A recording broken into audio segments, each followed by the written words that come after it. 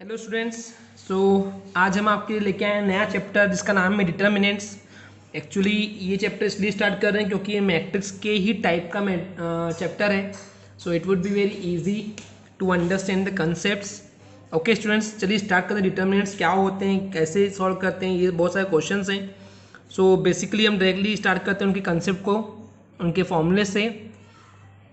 So basically we can write the result obtain as follows. अगर आपके पास कोई दो इक्वेशंस है, suppose a1x plus b1 is equal to 0 and a2x plus b2 is equal to 0, जो कि starting में आपके पास ये दो दिए हुए थे, तो इसमें से हमारे पास एक्चुअली हमको जो फोकस करना होता है वो a1 b1 a2 b2 पे फोकस करना होता है।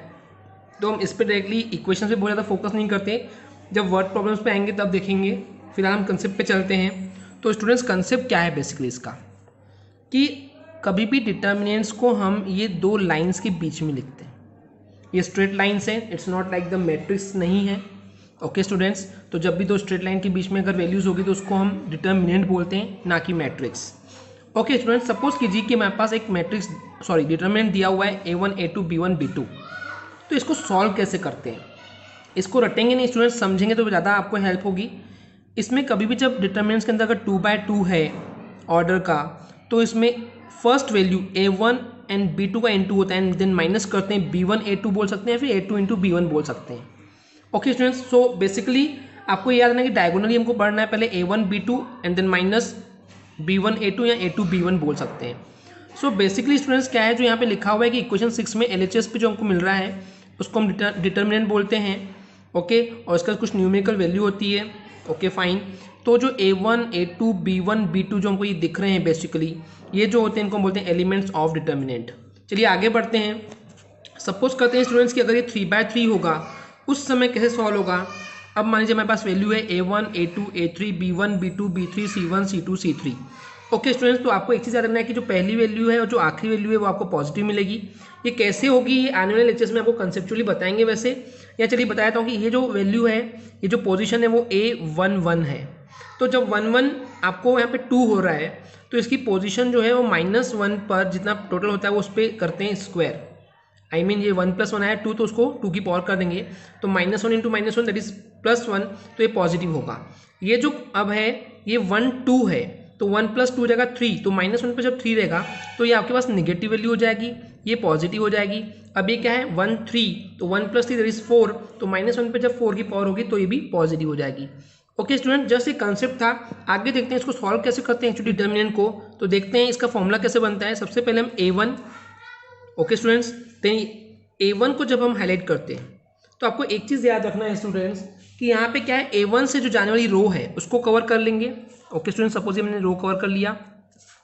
ओके, अब सपोज कीजिए कि मेरे को a1 का कॉलम भी कवर करना है, तो मैंने a1 का कॉलम भी कवर कर दिया। तो अब स्टूडेंट्स आपको बेसिकली क्या दिख रहा है, वीडियो में भी आप देख सकते हैं कि हमको b2 b3 and c2 c3 मिल रहा है।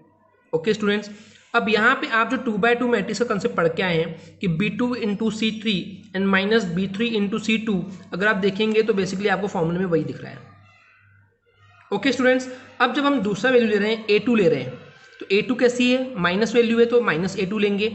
अब a2 से जो रो जा रही है उसको कवर करेंगे, उसे कॉलम को कवर करेंगे। अब आपको यहाँ पे डायग्राम में दिख रहा है स्टूडेंट्स क्या क्या मिल रहा है हमको, that is b1 b3 and c1 c3। तो यहाँ पे फिर आपको वही कंसेप्ट लगाना है, that is b1 c3 and minus c1 b3 या b3 c1 आप बोल सकते हैं। इसी तरीके से फिर प्लस होगा a3, तो a3 टाइम पे हम a3 का रो और कॉलम कवर करेंगे, तो हमको दिख रहा है कि b1 b2 and c1 c2, तो वही कंसेप्ट लगाएंगे b1 into c2 minus c1 into b2। Okay students, वही आपका यहाँ पे फॉर्मूला है, आप ये नहीं देखेंगे। सो बेसिकली इस डिटरमिनेंट को सॉल्व करने का तरीका ऐसा होता है। आई होप आपको क्लियर हो गया होगा कि जिस तरीके से मैंने आपको दिखाया है किस तरीके से सोचते हैं 2/2 मैट्रिक्स में, आपको समझ में आ गया होगा कि जिस तरीके से हम डायगोनली प्रोसीड करते हैं उसी टाइप से 3/3 में भी हम डायगोनली प्रोसीड करेंगे, बट उसके पहले आपको रोज एंड कॉलम को हाइड, यानी कि आपको इमेजिन करना पड़ेगा कि वो रो एंड वो कॉलम नहीं है, तब जाके आपको a1 देन -a2 के साथ इंटू एन a3 के साथ प्लस एन देन इंटू कुछ करना होगा इस टाइप से, जैसे हमने आपको बताया है। ओके स्टूडेंट्स, चलिए आगे बढ़ते हैं। ओके स्टूडेंट्स, सो बेसिकली मेरे को बताने की जरूरत तो नहीं है, आपको पता है, आप मैट्रिक्स पढ़ के हैं कि रोज क्या होती है, जो हॉरिजॉन्टली हमको दिखता है वो रो होती है। इसमें फर्स्ट रो को R1, सेकंड को R2 R एक्सेट्रा इस टाइप से हम दिखा सकते हैं। बढ़ते हैं आगे। नेक्स्ट है स्टूडेंट्स कॉलम। कॉलम यानी कि आपका वर्टिकल बोल सकते हैं, lines from top to bottom. इसमें जो है A1 B1 A2 B2 जो है ये उसके एलिमेंट्स होंगे। अब आगे बढ़ते हैं, ऑर्डर की बात करते हैं। तो स्टूडेंट्स आपने जैसे देखे थे मैट्रिक्स में 2/3 3/4 कुछ ऐसे मैट्रिक्स पॉसिबल है, बट डिटर्मिनेंट में कभी भी जितने रोज होते हैं उतने ही कॉलम होते हैं, कंपलसरी है। इसलिए जो n rows and n column दोनों सेम होने चाहिए। आपको आगे नोट भी लिखा हुआ है, वैसे आप पढ़े बताऊंगा मैं। तो यहाँ पे जो ऑर्डर है, जितने रोज और जितने कॉलम है वही उसका ऑर्डर भी होता है। चलिए आगे देखते हैं।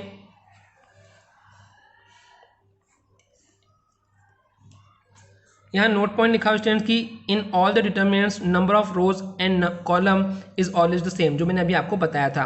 चलिए आगे देखते हैं क्या बोल रहा है, कॉन्स्टिट्यूएंट्स ऑफ प्रिंसिपल और लीडिंग डायगोनल। अभी प्रिंसिपल एक्सिस या फिर प्रिंसिपल डायगोनल हम आपको बता चुके हैं। जैसे इसकी बात कर रहा हूँ मैं A2/2 में, तो A1 और B2 जो उसको A1 और B2 को हम प्रिंसिपल डायगोनल बोलते हैं, और 3/3 में A1 B2 C3 इस टाइप से हम उसको डायगोनल एलिमेंट या फिर प्रिंसिपल डायगोनल बोलते हैं। बढ़ते हैं आगे। ओके, जो नेक्स्ट टॉपिक है वो है expansion of determinant of second order.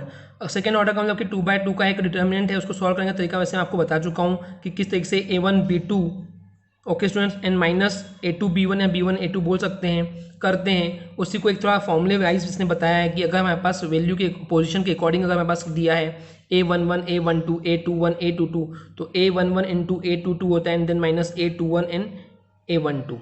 Okay students, अब डायरेक्टली हम एग्जांपल्स की तरफ बढ़ते हैं। बहुत इजी एग्जांपल्स हैं, आप इजीली इसको कवर कर लेंगे।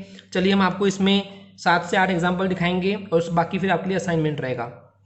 ओके स्टूडेंट्स, तो आज का जो फर्स्ट एग्जांपल है उसमें बोला है कि इवेल्यूएट करना है आपको डिटर्मिनेंट को।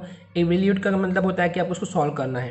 तो सॉल्व कैसे करेंगे, cos theta into cos theta. अच्छा, एक और चीज़ मैं बताना भूल गया हूँ कि डिटर्मिनेंट को या तो कैपिटल डी से रिप्रेजेंट करते हैं या फिर डायल से रिप्रेजेंट करते हैं, डायल साइन बोलते हैं इसको। तो चलिए स्टार्ट करते हैं। Cos theta into cos theta हो जाएगा तो कॉस स्क्वायर थीटा हो जाएगा, देन माइनस लगाते हैं, फिर sine theta into sine theta, तो माइनस माइनस प्लस हो जाएगा, इसलिए साइन स्क्वायर थीटा प्लस हो गया यहाँ पे। अब sine square theta plus cos square theta is equal to क्या होता है 1। ये था आपका पहला एग्जाम्पल। एग्जाम्पल 2 देखते हैं स्टूडेंट्स, इवेल्युएट द डिटर्मिनेंट। वापस उसी टाइप का क्वेश्चन है, 2 इंटू -1 कर देंगे एंड माइनस करके -5 इंटू 4 कर देंगे। अब इसमें 2 1 ज़ा 2 तो -2 हो जाएगा और माइनस माइनस प्लस हो जाएगा, 4 5 ज़ा 20 हो जाएगा, तो 20 - 2 इज इक्वल टू 18। चलते हैं एग्जाम्पल 3 की तरफ। एग्जाम्पल 3 में बोल रहा है इवेल्युएट द डिटर्मिनेंट। वापस वही क्वेश्चन है, i -1 1 i। जो यहाँ पे जो i है स्टूडेंट्स, आपने 11 में पढ़ के आए कि i जो होता है वो आयोटा होता है और i स्क्वायर की जो वैल्यू होती है वो -1 होती है, वो यहाँ पे यूज़ होने वाली है। एंड i की वैल्यू जो होता है is equal to under root -1, ये भी कहीं ना कहीं यूज़ हो सकती है। चलिए देखते हैं कैसे सॉल्व करना है इसको। ये हमारे पास मैट्रिक्स दिया था, तो i इंटू आई हो जाएगा आई स्क्वायर एंड माइनस लगा के 1 इंटू -1 करेंगे, तो आई स्क्वायर की वैल्यू जो होती है -1 होती है, माइनस माइनस प्लस हो जाएगा, 1 1 ज़ा 1 हो जाएगा, तो -1 + 1 इज इक्वल 0। ओके स्टूडेंट्स, बढ़ते हैं नेक्स्ट एग्जाम्पल की तरफ। नेक्स्ट एग्जाम्पल नंबर 4, इसमें बोल रहा है इवेल्यूएट करना है डिटर्मिनेंट को 1 omega minus omega and omega. तो इसको लेकर के भी एक फॉर्मूला हमने 11 में पढ़े हैं, where omega is a complex cube root of unity. आपको याद होगा एक फॉर्मूला पढ़ा था हमने 1 + omega square is equal to 0। तो वो फॉर्मूला यहाँ पे यूज़ होगा, देखते हैं सॉल्व करके। तो यहाँ पे क्या करेंगे 1 into omega that is omega and minus omega into omega करेंगे, तो ओमेगा वैसे का वैसे ही रहेगा एंड माइनस माइनस प्लस हो जाएगा ओमेगा स्क्वायर। तो हमको पता है फॉर्मूला की basically 1 + omega square is equal 0 होता है, तो omega + omega square is equal to -1 हो जाएगा, तो इसका आंसर -1 हो जाएगा। बढ़ते हैं नेक्स्ट एग्जाम्पल के पास। एग्जाम्पल नंबर 5, उसमें भी वापस एक डिटर्मिनेंट दिया हुआ है, उसकी वैल्यू फाइंड करना है। तो इसमें क्या है, बेसिकली ये दिया हुआ है फॉर्मूला, क्वेश्चन दिया हुआ डिटर्मिनेंट का 1 इंटू 1 करेंगे and minus log base a and b and log base b a, इसको हम इंटू कर देंगे। तो हमको ये फॉर्मूला पता होना चाहिए, log base B A and log base A B की जो इंटू करने पे हमको फॉर्मूला मिलता है वो इज इक्वल टू 1 होता है। तो ये पूरा बेसिकली 1 हो जाएगा एंड 1 1 ज़ा 1 था, 1 - 1 दैट इज 0। बढ़ते हैं नेक्स्ट एग्जाम्पल की तरफ। ओके स्टूडेंट्स, एग्जाम्पल 6 में एक डिटर्मिनेंट दिया है -6 2 3 and m is equal to 12, then find the value of m। तो इस m की वैल्यू फाइंड करना है। ओके, तो चलिए स्टार्ट करते हैं। तो इसको हम इंटू करेंगे -6 into m and then minus करेंगे 3 इंटू 2 दैट इज 6।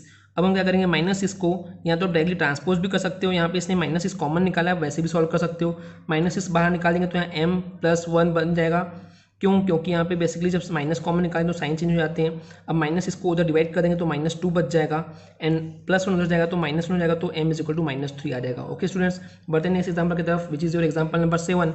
यहाँ पे आपके पास एक कंडीशन दी हुई है, एक डिटरमिनेंट दूसरे डिटरमिनेंट के अगर इक्वल है then find the value of x। तो इसमें भी हम वैसे सॉल्व करेंगे, that is 2 1 2 and -4 5 20 is equal to 2x into x that is 2x square and 6 4 24 -24 कर देंगे तो 2 -20 हो जाएगा, ये -18 एंड 2x स्क्वायर -24 वैसे ही रहेगा। अब इस -18 स्टूडेंट्स हम यहीं रखेंगे, -24 को इधर लेके आएंगे तो 24 -18 हो जाएगा, यहाँ पे 6 हो जाएगा, 6 डिवाइड बाय 2 3 हो जाएगा, तो x स्क्वायर इक्वल टू 3 है तो x की वैल्यू ±√3 हो जाएगा। ओके स्टूडेंट्स, बढ़ते हैं आज के लास्ट एग्जाम्पल की तरफ। तो नेक्स्ट एग्जाम्पल है आपका एग्जाम्पल 16, जिसमें find the value of determinant है log base 3 512, log base 4 3, log base 3 8 and log base 4 9। तो स्टूडेंट्स आपको अब ये क्वेश्चन सॉल्व करने के पहले आपको लॉगरिथम के कुछ बेसिक फॉर्मूले जो अपने क्लास 9th 10th 11th में कंसिस्टेंटली पढ़ते हुए आए हैं, तो आई होप आपको ये क्लियर होगा। तो जैसे जैसे फॉर्मूले आएंगे मैं आपको बताते जाऊँगा, चलिए देखते हैं। तो बेसिकली यहाँ पे जो फर्स्ट टर्म है log बेस 3 512, तो हमको पता है स्टूडेंट्स कि 3 को तो कुछ मॉडिफाई नहीं कर सकते क्योंकि उसका स्क्वायर वगैरह कुछ है नहीं, बट 512 जो है वो 2/9 की पावर पे होता है। तो अब हमको फॉर्मूला पता है स्टूडेंट्स की जब log m to the power of n होता है तो n सामने आ जाता है, तो वैसे जो 9 की पावर है वो सामने आ जाएगी, तो 9 log बेस 3 और 2 हो जाएगा। आगे देखते हैं log बेस 4 3, तो यहाँ पे बेस को हम जो है 4 को 2 का स्क्वायर कर सकते हैं स्टूडेंट्स। तो इसके लिए फॉर्मूला क्या यूज होगा, log m to the power of x और n है, तो जो पावर है यहाँ पे नीचे में वो 1/x होकर सामने आ जाती है एंड log m n हो जाता है। तो वही यहाँ पे होगा कि log 2 का स्क्वायर एंड 3 है, तो बेसिकली जो स्क्वायर है 2 की पावर है वो 1/2 सामने हो जाएगी एंड log बेस 2 एंड 3 हो जाएगा। ओके स्टूडेंट्स, आगे देखते हैं log बेस 3 एंड 8 है ये, तो ये जो है 2 का क्यूब है तो 3 की पावर सामने आ जाएगी, तो 3 log बेस 3 2 हो जाएगा एंड log बेस 4 एंड 9, यहाँ पे दो चीज़ें एक साथ है, ये 2 का स्क्वायर और ये 3 का स्क्वायर है, तो इसको 2 का स्क्वायर कर देंगे, इसको 3 का स्क्वायर कर देंगे, तो बेसिकली जो 2 स्टूडेंट्स है सबसे बड़ी पावर जो टोटल log पे पावर है तो सामने आ जाएगी, जो 2 log बेस 4 3 हो जाता एंड log बेस 2 का अगर स्क्वायर हो जाएगा बेसिकली तो ये 1/2 सामने हो जाएगा, तो 2 इंटू 1/2 हो जाएगा, तो 2/2 हो जाएगा एंड log बेस 2 और 3 हो जाएगा, तो 2 से 2 कैंसिल आउट हो जाएगा, तो log बेस 2 3 हो जाएगा। ओके स्टूडेंट्स, इसका एक फॉर्मूला भी डायग्राम में बनाया है कि log base m to the power of x and n to the power of y, तो y अपॉन x हो जाता है एंड log m n हो जाता है। ओके स्टूडेंट्स, बढ़ते हैं आगे। अब डायरेक्टली इसकी वैल्यूज पुटअप करते हैं स्टूडेंट्स। सो बेसिकली हमारे पास ये क्वेश्चन था स्टूडेंट्स, अब इसकी वैल्यूज हमने निकाले हैं, तो ये 9 log 3 2 1/2 log 2 3 ऐसी टाइप की वैल्यू पुटअप कर देंगे। अब इसको सॉल्व करते हैं, इसका इंटू इससे करेंगे एंड माइनस कर देंगे, इसका इंटू इससे कर देंगे। ओके स्टूडेंट्स, वही किया है इसने। फिर 9 एंड यहाँ पे क्या होता है, एक और फॉर्मूला आपको पता होना चाहिए, log base A B N into log base B A जो होता है, अगर ये आपस में इंटरचेंज होता है और इंटू होता है तो उसका इक्वल टू 1 होता है। वही चीज़ यहाँ पे स्टूडेंट्स हुई है, basically log base 3 2 and log base 2 3 है, तो ये 1 हो जाएगा, तो 9 इंटू 1 हो जाएगा -3/2। अब यहाँ पे भी log बेस 2 3 है एंड log बेस 3 2 है, तो ये जो 1 हो जाएगा तो 9 -3/2 हो जाएगा। तो अब इसको सॉल्व करेंगे, एलसीएम लेकर 9 2 18 18 -3 हो जाएगा, तो 15 15/2 हो जाएगा। Okay students, I hope everything is clear. तो इस तरीके से हमारा ये एक्सरसाइज 4.1 आपके लिए असाइनमेंट है। आई होप कोई डाउट आएगा तो आप कमेंट के जरिए पूछेंगे। आज के इतना ही, थैंक यू।